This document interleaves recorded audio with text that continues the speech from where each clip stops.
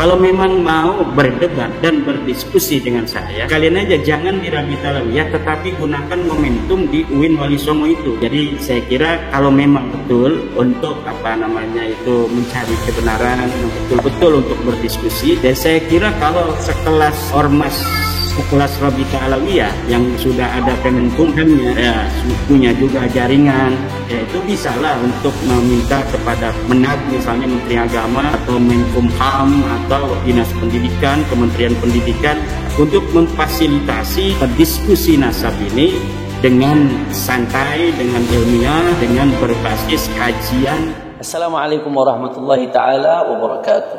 Alhamdulillah wassalatu wassalamu ala rasulillah Sayyidina Muhammad ibn Abdullah wa ala alihi wa sahbihi wa man wala, amma ba'd. Ahba'il kiram, kita telah sama-sama mengetahui bahwasanya Ar-Rabitatul Alawiyah sebagai wadah resmi Sadah Al-Abi Alawi telah mengirimkan surat kepada saudara Imaduddin bin Sam'un,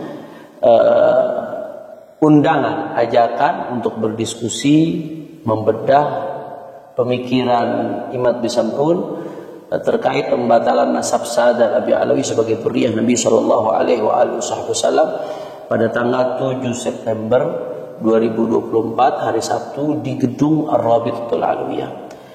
Undangan ini direspon oleh Imad dalam salah satu podcast, dalam salah satu video, dengan berbagai alasan. Seperti biasa dia berusaha mengeles dan dia berusaha mengalihkan supaya diskusi ini dilakukan di UIN Wali Songo pada tanggal 10 September 2024. Begini saudara-saudaraku sekalian, yang pertama saya harus tegaskan sebagai salah satu tim peneliti yang akan terlibat dalam diskusi tersebut, saya harus menegaskan yang pertama, kenapa di Rabitatul Alawiyah Imad bin Sam'un meneliti dan membatalkan nasab Sadah Abi Alawi, sedangkan lembaga resmi yang otoritatif di dalam pencatatan nasab Sadah Abi Alawi adalah Rabitatul Alawiyah. Sehingga Rabitatul Alawiyah adalah lembaga dan tempat yang relevan terkait objek penelitian Imam. Harusnya kalau dia meneliti nasab Alawi, ya datang loh ke lembaga pencatatan nasab Abi Alawi.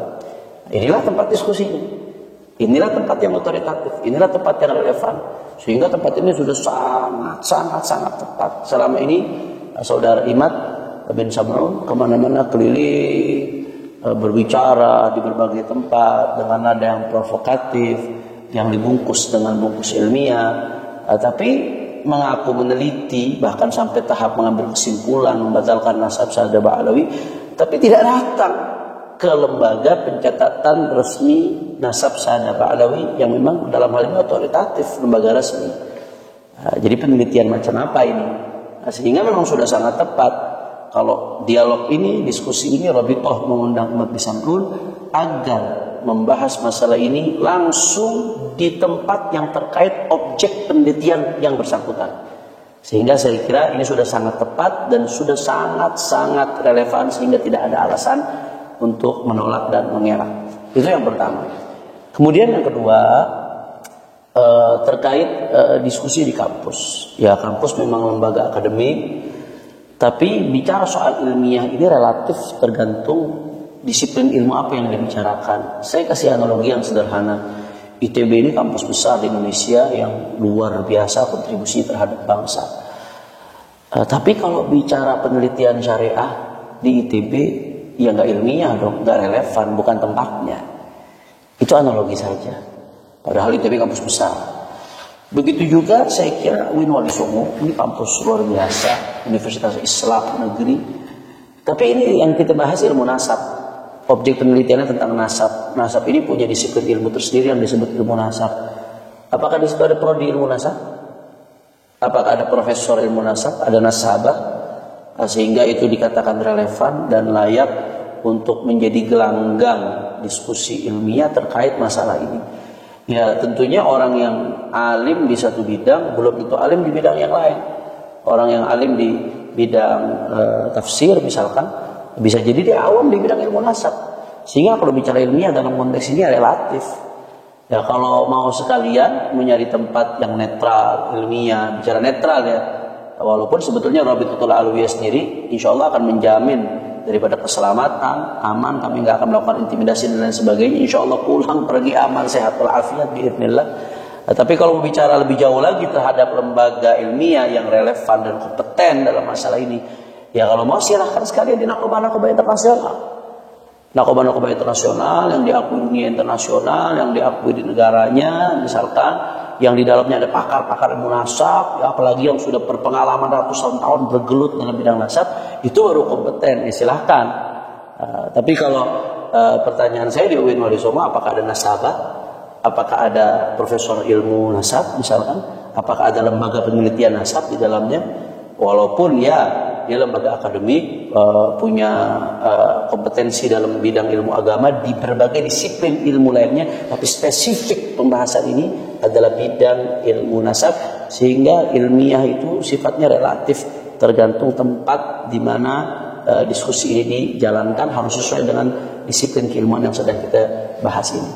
Sehingga saya kira dalam konteks ini sudah sangat-sangat tepat kalau diskusi diadakan di Rabitatul Alawiyah, karena selama ini yang bersangkutan selalu menantang Rabitatul Alawiyah setiap diajak bicara, selalu menantang Rabitatul Alawiyah setiap diajak diskusi, inginnya dengan Rabitatul Alawiyah.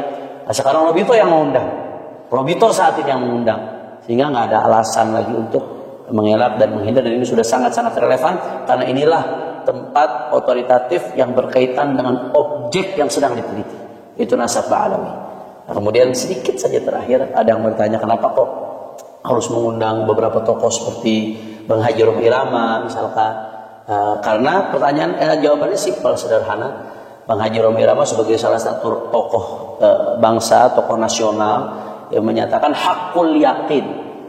Beliau sebagai penyanyi dangdut, raja dangdut, menyatakan hakul yakin Ba'alawi nasabnya terputus, bukan sebagai beliau, bukan Ba'alawi bukan dzurriyyah Nabi. Hakul yakin ini kan tingkat keyakinan yang paling tinggi, yang luar biasa. Seperti orang yang mengatakan api panas setelah merasakan panasnya terbakar, itu hakul yakin tuh. Merasakan api panas setelah merasakan panasnya terbakar. Berarti kan beliau punya pemahaman yang sangat mendalam dalam masalah ini, punya basis ilmu yang luar biasa kuat, sehingga bisa mengatakan hakul yakin. Karenanya kami undang beliau sebagai salah satu tokoh yang representatif mungkin dari kalangan Imaduddin bin Sam'un dan kawan-kawan. Jadi itu sejauh mana kehakul yakinannya itu ingin kita buktikan, ingin kita gali. Mudah-mudahan insya Allah bermanfaat kepada seluruh umat. Saksikan insya Allah secara live. Kalau ada yang mengatakan ini nggak live, tertutup, terbukanya itu dalam bentuk live. Kalau dari kubu mereka mau bawa media, ya silahkan. Mau merekam silahkan. Insya Allah saya yakin pasti Rabito akan memperbolehkan, karena takut sabotase atau lain dan sebagainya. Silahkan mau merekam bawa media silahkan. Tapi kalau ada yang memframing ini tertutup, nggak ada yang menyaksikan, nggak ada yang melihat, ini akan disaksikan secara live. Kenapa kok nggak disaksikan banyak orang secara langsung? Karena nanti kalau ramai gaduh, akhirnya diskusinya tidak berjalan khidmat, tidak bisa berjalan dengan ilmiah.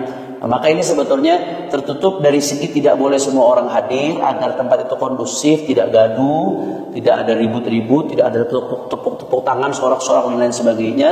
Tapi di sisi lain terbuka karena akan disaksikan, disiarkan secara live. Nah, saya kira yang sedikit ini mudah-mudahan bermanfaat. Insya Allah mudah-mudahan Allah persatukan umat Islam di Indonesia ini dalam ketaatan kepada Allah Subhanahu wa taala, dan mudah-mudahan Allah jauhkan bangsa ini dari mereka-mereka yang ingin memecah belah umat.